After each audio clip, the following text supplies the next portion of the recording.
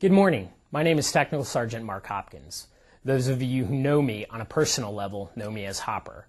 I am here today to discuss motorcycle safety based on my own personal experience.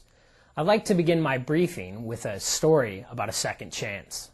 Sunday, May 27, 2012, I hopped on my motorcycle around noon en route to spend some time with fellow bikers. 31 days later, June 26, 2012, I had awoken from what I thought was a nap. At my bedside stood my subordinate and friend, a staff sergeant weeping and unable to stand straight. Apparently at this time, after countless visits over the past month, I recognized him and spoke his name for the first time.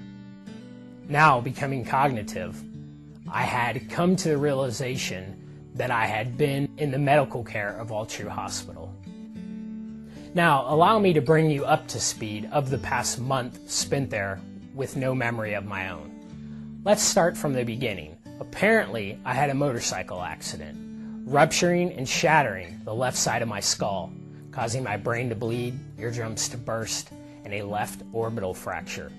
In short, my diagnosis was and is a traumatic brain injury, shaken baby syndrome, and 95% deaf in my right ear. 5 hours after my arrival at Altru ER, I was taken into surgery to prevent any further bleeding of my brain, to remove a significant part of my skull. The doctor introduced a medical coma in order to freeze part of my brain to stop the bleeding and swelling. I was in the surgical critical care unit for 13 days during my coma. After the coma, I remained in cognitive for about 2 weeks due to the amount of narcotics administered to ease my pain and suffering. Upon decreasing my doses of narcotics, 31 days from the entry into the hospital, I become cognitive and recognized friends and family. I also learned that during my no memory phase, I was taught how to stand, walk, and brush my teeth, and feed myself again. At this point, I began intensive speech, mental, and physical therapy. This therapy continued on for an additional 2 weeks, and then the unthinkable happened. I was released from Altru Hospital after serving a grand total of 43 days. I am sure you're thinking, wow, he's all done, but I was far from finished. I continued therapy for 3 days a week and had to be accompanied by someone at all times, both in and out of the hospital. My skull was not repaired with titanium because my brain was still healing. It would be months before I'd get my head hardened.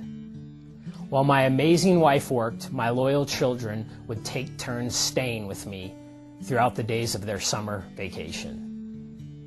They'd take me on walks around base, ensuring I had my black medical helmet on, and would call my wife if I'd refused to wear it. Now you may be asking yourself, what caused the accident and my injuries?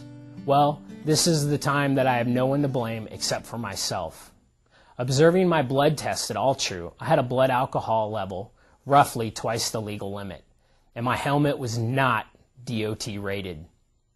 So I failed to practice my own safety techniques, which I've learned throughout my years of riding, and nearly lost my life for it. My wife, children, family, friends, and coworkers nearly lost me because I was selfish and chose to drink and wear improper safety equipment while operating my motorcycle. Yes, this has been a negative experience for all the great individuals that surrounded me in my life. It was also at times very negative to me. Well, for example, of when one of my doctors removed my second set of 44 head staples from my scalp and put a needle the size of a pencil in my head to drain unnecessary fluid buildup. However, after some time, I've been able to take the negative situation and focus on the positive outcome. That's right. I believe for every negative, there's a positive. If I had to guess, I'll bet 50% of you in this briefing are asking yourselves, how could this man ever think of riding a motorcycle again? Well, let me explain it to you in 3 simple words. I love bikes.